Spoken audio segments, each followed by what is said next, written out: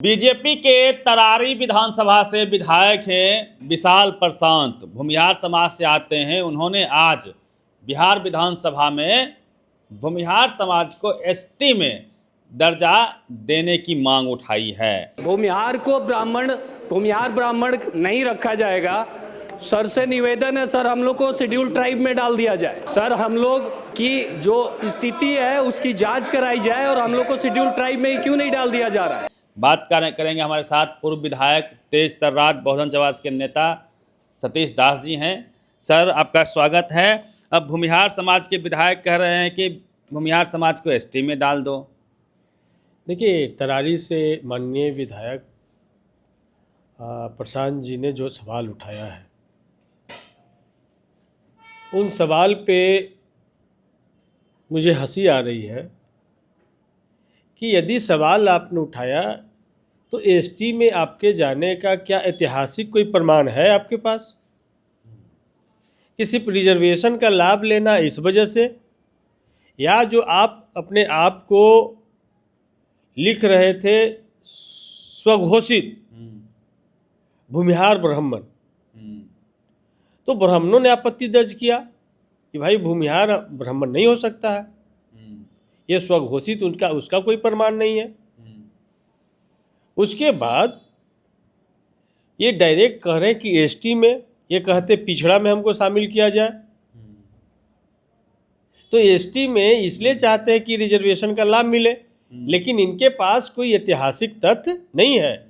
और जबकि बिहार के पहले मुख्यमंत्री श्री कृष्ण सिंह उसी जाति से हुए, सारा बजट बनाना बिहार के लिए उनके पास में था। तो यदि ऐसा कुछ होता तो वो वहाँ पर उनके साथ में न्याय होता। लेकिन आज तक खास करके अपर कास्ट में बिहार में भूमिहारों ने अनुसूचित जाति जनजाति पर कितना अत्याचार किया है, उनके साथ कितना छुआछूत का भेद किया है। और अब जब उनको लग रहा है ना कि 3 में न 13 में, तो अपने आप को एसटी में शामिल होने के लिए प्रस्ताव लेकर के आ रहे हैं। तो बाबा साहब भीमराव अम्बेडकर ने जब 1931 की जो प्रथम जातीय जनगणना हो रही थी, जब सूची बन रही थी, तो उसमें स्पष्ट रूप से जिनके साथ छुआछूत अनटचेबिलिटी का जिनके साथ में था, या जो वन में रहते थे, जो आदिवासी थे, जिनका डिपेंडेंट पूरी तरीके से कंद मूल पर, जिनका जनजाति के रूप में जिनका रहन सहन था, उनको जनजाति में रखा गया। और बाकी जिनके साथ अनटचेबिलिटी होता था उनको अनुसूचित जाति में रखा गया। तो ये तो उस समय भी जमींदार थे, हजारों एकड़ जमीन के मालिक थे, अपने खेत में गरीब गुरुओं को अच्छा से काम भी नहीं करने देते थे। आज भी भूमिहार समाज की आबादी भले 2% हो बिहार में, लेकिन जब जमीन की बात आती है तो लगभग 39% जमीन कहा जाता है कि भूमिहार समाज के कब्जे में है। तो भाई 39% जमीन भूमिहार समाज के पास में है। ये आर्थिक सर्वे रिपोर्ट ने भी इस बात को चिन्हित किया है। तो स्पष्ट रूप से ये सिर्फ भूमिहार समाज में एक पॉपुलैरिटी हासिल करने के लिए इस सवाल को लेकर के आए हैं। और सरकार आज उनके रहमो कर्मों पे चल रही है। ठीक है, सरकार इस पर स्पष्ट रूप से गाइडलाइन जारी करे कि भूमिहार क्या ब्राह्मण में आता है, भूमिहार क्या क्षत्रिय में आते हैं, भूमिहार क्या वैश्य में आते हैं, भूमिहार क्या शूद्र में आते हैं, भूमिहार क्या अति शूद्र में आते हैं, या फिर ये अपने आप को अछूत मानते हैं।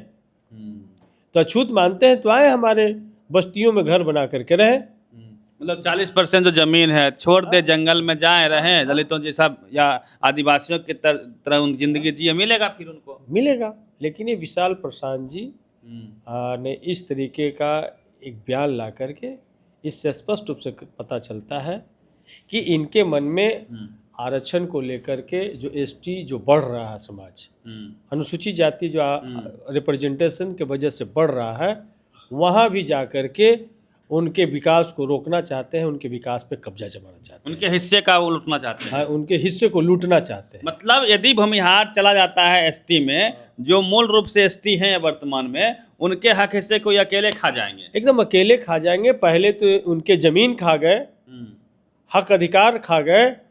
अब जो उनका रिजर्वेशन बाबा साहब ने दिया है, उस रिजर्वेशन को भी खा जाना चाहते हैं। एक बड़ी साजिश है। यदि भूमिहार समाज के पास में एसटी का में पात्रता है तो उसको चुनौती देनी चाहिए।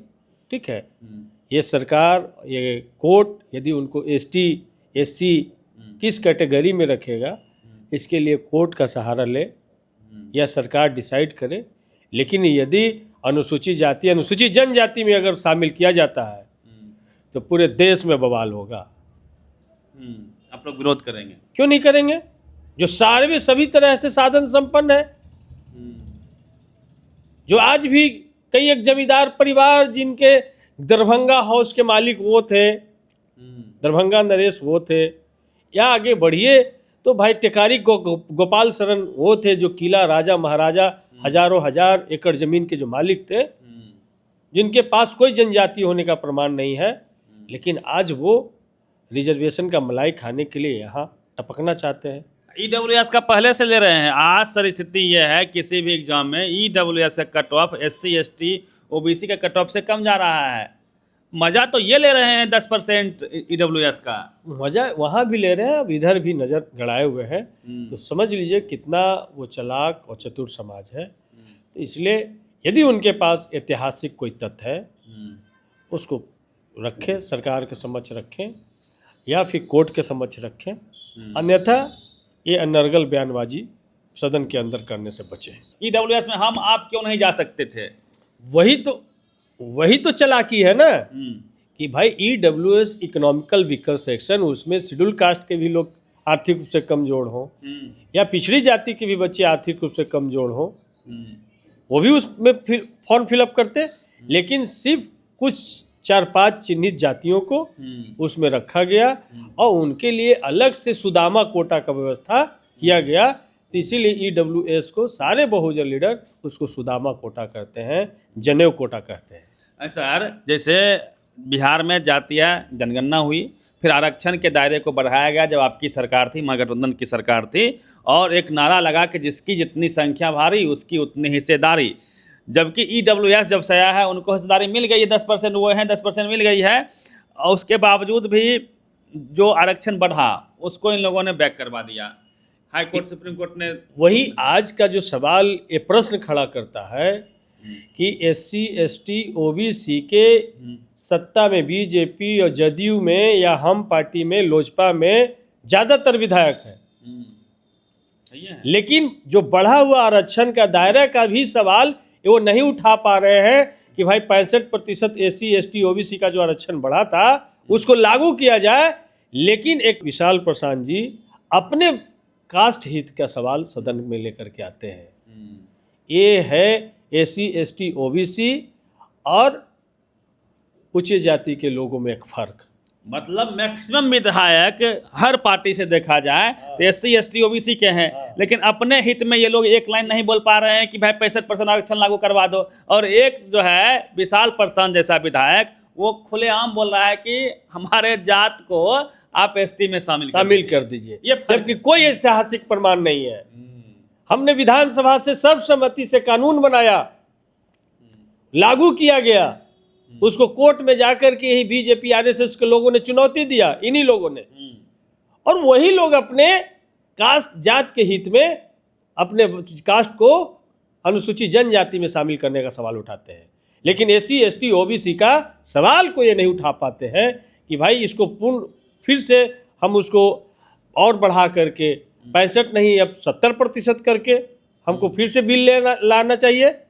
और सर्वसम्मति उनके पास बहुमत है, 202 सीट का बहुमत है, उसको पास करके और एससी एसटी ओबीसी को लाभ देना चाहिए। तो उस समाज एससी एसटी ओबीसी के समाज से जो आने वाले बीजेपी जदयू लोजपा हम पार्टी या रालोसपा में के जो विधायक हैं उनको विशाल प्रशांत से सीखना चाहिए और अपने लोगों के हित में, बहुजनों के हित में उनको भी आवाज़ उठाना चाहिए। ये सबसे बड़ा सवाल है। जैसे सर मुकेश सहनी है बिहार में, बड़े नेता हैं मल्लाह समाज के, वो भी कह रहे हैं कि हमारी जात को एसटी में डाल दिया जाए। आईपी गुप्ता कह रहे हैं कि एससी में, हालांकि एससी में वो थे उनको निकाला गया। और अब तो भूमिहार कह रहा है कि एसटी में डाल दो। देखिए, सब स्पष्ट रूप से आपको मालूम होना चाहिए कि जो आरक्षण का जो गजट है, उस गजट में जो लिस्टेड जातियां हैं, जो क्राइटेरिया है, वो क्राइटेरिया बना हुआ है। आप इसी बिहार में देख सकते हैं, ताती तत्वा पान समाज को आरक्षण मिला था, लेकिन सुप्रीम कोर्ट ने उस आरक्षण को अवैध घोषित किया और उनको कहा कि भाई इनको आरक्षण देना एससी एसटी के जातियों के अनुकूल नहीं है।